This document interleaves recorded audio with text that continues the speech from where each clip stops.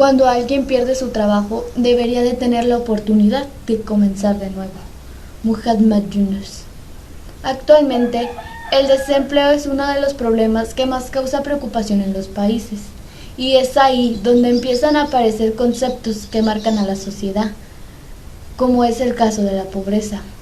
El desempleo se refiere pues a todas aquellas personas desempleadas, o en otros términos, aquellas que no cuentan con una ocupación. Realmente se podría decir que todas aquellas personas que pasan por este proceso se encuentran en una situación difícil, por el simple hecho de no tener ingresos para sostenerse a sí mismos, mucho menos para sostener a una familia. Es por ello que cuando el número de personas desempleadas comienza a crecer por encima de los niveles que se podrían decir normales, empieza a aparecer una gran preocupación ante la sociedad, porque como ya les mencioné, si no hay empleo, pues no existirá un ingreso de por medio. Y es ahí donde la sociedad comienza a aparecer aquellas diversas crisis que la marcan por completo. ¿Cómo ha impactado el desempleo en México?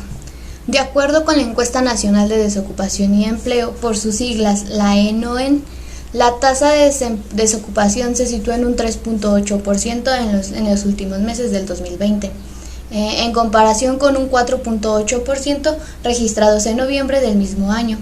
Según datos del Instituto Nacional de Estadísticas, el INEGI, los datos del mismo año nos dicen que se ubicó en un 2.94% durante el mes de junio. Esta tasa registró su mayor nivel a un 5.49%. También nos dice que la tasa de desocupación por hombres fue de un 3.9% y de mujeres de un 3.7%. En términos generales, pues la tasa de desempleo se ha visto muy marcada en los últimos años. Actualmente esto ha incrementado por la situación de la pandemia. Por eso se pretende una pronta recuperación del país en todos los rubros, principalmente en este.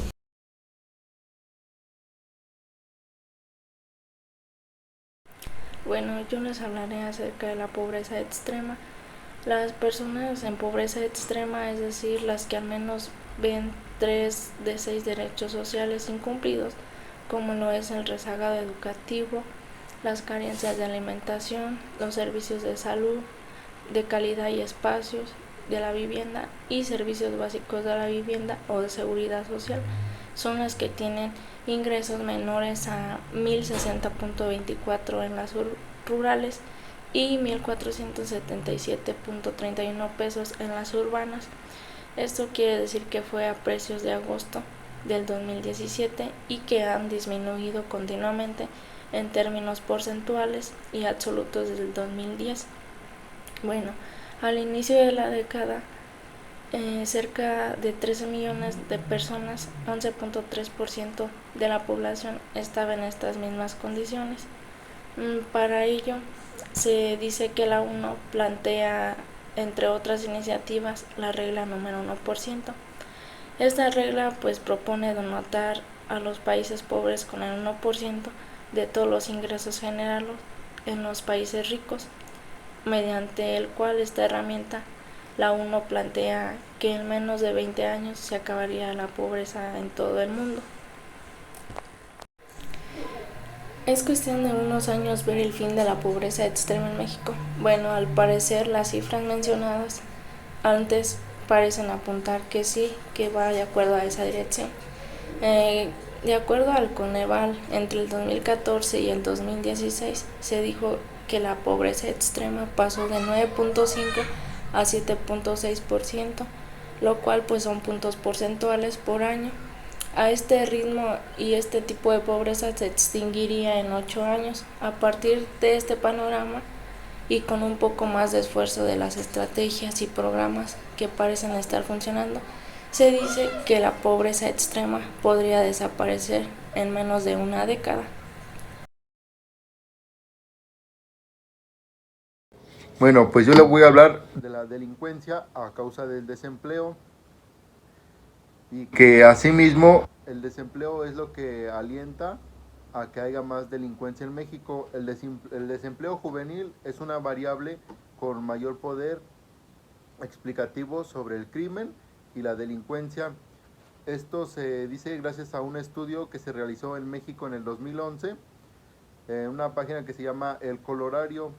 De una nueva década de pérdida, el crimen ha generado un círculo vicioso en los sectores del trabajo que se avisora cada día más negro en las calles y en el estado.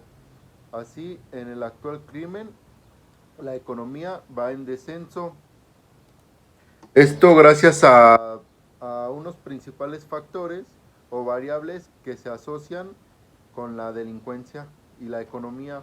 Uno de ellos sería la desigualdad, ya que en los trabajos hay mucha discriminación, esto dado a causa de que les dan prioridad a personas que están muy preparadas y son personas con mayores prioridades. En cambio, una que solamente tiene secundaria, pues el máximo puesto entrando sería de operador, supongámoslo en una empresa.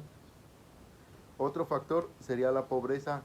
Como les digo aquí, si una persona no tiene la suficiente solvencia para pagar un estudio, pues va a ser en un estado en el cual solamente va a alcanzar ahorita en México un sueldo de 1,100 pesos en una empresa de armadora de partes o alguna botánica. El desempleo es otro factor, porque si no se aceptan muchos trabajadores o si se acepta mucho, todo esto influye y puede haber recortes, ya que los trabajadores hay veces que por trabajar aceptan una paga muy deficiente. La represión y las penas también son una variable que está asociada a la delincuencia y la cohesión social. La delincuencia genera elevados gastos y daños tanto en la economía como en la psicología de una persona y a la vez de la comunidad misma, teniendo la potestad de considerar varios puntos de vista establecidos por los criterios de la economía y los estudios que se han hecho. Estos puntos también afectan la economía mucho, ya sea mundial o local, ya que el crimen y la violencia pues genera un costo. Al meter a un criminal a la cárcel o a una persona que hace algún delito, pues esta persona tiene que estar manteniéndole el gobierno, por así decirla, en la cárcel, ya que se paga comida, se paga el tiempo que va a estar ahí, todo se paga. De hecho, hay unas gráficas muy explicadas y en las cuales se ve literalmente cómo la curva del desempleo baja hasta el suelo, desde arriba baja hasta el suelo, y la del crimen va aumentando y se va manteniendo, porque estos estándares y factores no cambian mucho. Bueno, pues ahora seguimos con mi siguiente compañera.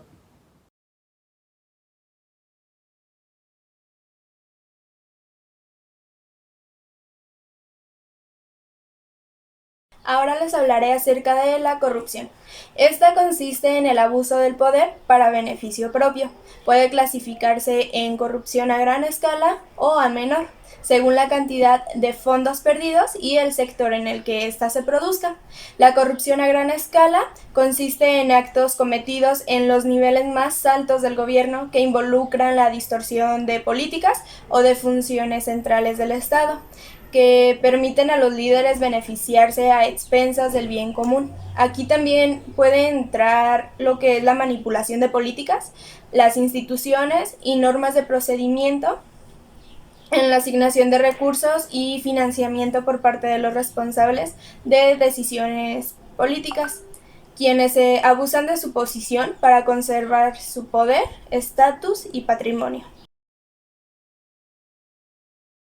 Bien, ahora la corrupción a menor escala consiste en el abuso cotidiano de poder por parte de funcionarios públicos de bajo y mediano rango al momento de interactuar con las personas o los ciudadanos comunes, quienes a menudo intentan acceder a bienes y servicios básicos como hospitales, escuelas, departamentos de policía y otros organismos.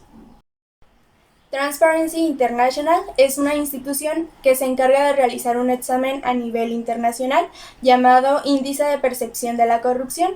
Este se realiza a 180 países, en donde se califica del 1 al 100 qué tan corrupto puede llegar a ser un país. México en 2020 obtuvo 31 puntos y ahora está situado en el lugar 124.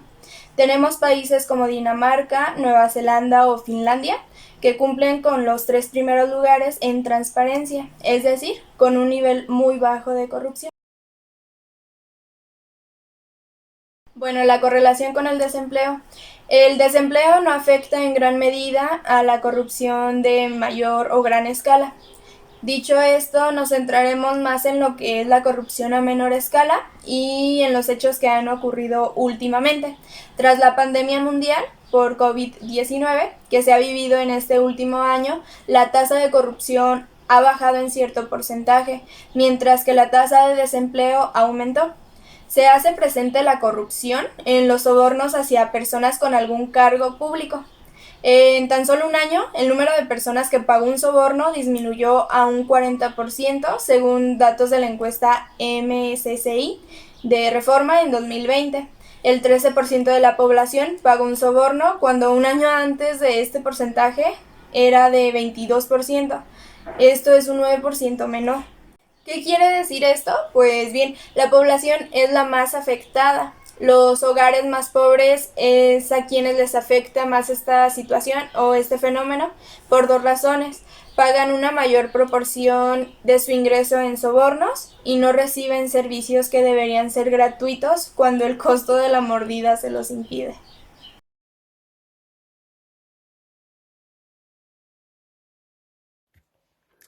La emigración nos muestra que es un fenómeno social, el cual es un grupo de personas que siente motivado a moverse hacia un lugar nuevo, a un país, a una región o hacia una ciudad, tanto que se busca una mejor vida de mayores posibilidades de desarrollo, tanto a niveles personales, familiares o profesionales, tanto así como el económico o social. Por lo cual, la emigración es un tema importante que nos puede ocurrir dentro de un mismo país, tanto que nos podemos desplazar, así como hacer algún cambio de traslado a otro país, a ciudad, a otro incluso o un continente diferente. Por lo cual nos indica que también esto es algún elegido de la emigración, tanto que pueden ser lugares como mejores condiciones de vida, por lo que puede buscar la gente. Tanto también nos dice que al llevarse a cabo un tal motivo, nos indica que la emigración es uno de los habituales, es la economía, tanto que alguien que no logra satisfacer sus necesidades en su propio país puede tomar estas decisiones de emigrar a otro país, hacia latinoamericanos, como emigran a Estados Unidos, a Europa o Australia. También nos indica que en estas actualidades la emigración es un tema muy importante a tratar, por lo cual en la actualidad hay millones de sirios, tanto forzados a dejar su tierra por problemas por la guerra, tanto buscar un refugio, porque sabemos que en otros países la corrupción está un poco mucho mayor social, tanto que es muy importante mencionar que la migración puede desarrollarse de igual manera, tanto que podamos ver con los requisitos que existen en otros estados o países, por lo cual para el ingreso que debe hacer esto, los ciudadanos deben formar o de regular tanto de forma si cruza alguna frontera o algún lugar. También nos indica que hay habilitados trámites formales, tanto que si quieres emigrar o has pensado en esto, tienes que saber o tienes que tener algún motivo.